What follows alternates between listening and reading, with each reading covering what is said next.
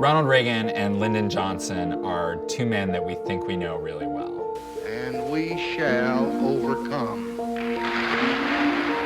Mr. Gorbachev, tear down this wall.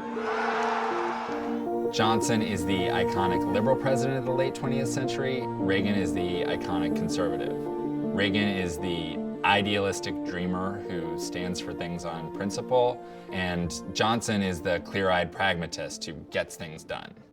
But in this story, we see them both acting against their type. It's true that Johnson had an unmatched understanding for the practical necessities of legislative politics. He understood better than anyone the levers available to a president to get legislation out of the Congress. But Johnson had trouble seeing reality in the wider world.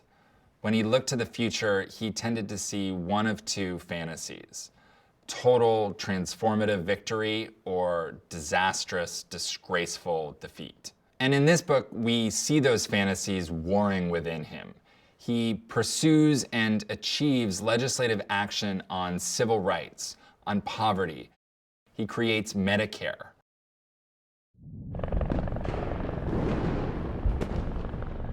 At the same time, he becomes convinced that Vietnam is this unstoppable force that is destined to destroy his presidency.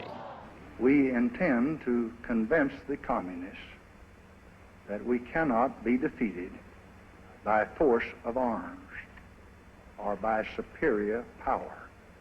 And as time goes on, it becomes harder and harder for him to keep track of what is and is not real. Reagan was incredibly practical. From his time in Hollywood, he learns the power of public mood, and he understands that public mood shifts quickly. He knows that if he's going to win support for a conservative vision in the country, he has to wait for the right moment when the country is open to conservative ideas. And even then, he's realistic about how extreme his message can be. When reporters ask him if he's a conservative Republican, he says he's just a Republican because he's worried that the term conservative is going to be too divisive. In the 1,000 Days I write about, Reagan and Johnson haven't become icons yet. They're just human beings. And that means we get to see them both acting in ways that we don't expect. I'm Jonathan Darman, and my book is Landslide, LBJ and Ronald Reagan at the Dawn of a New America.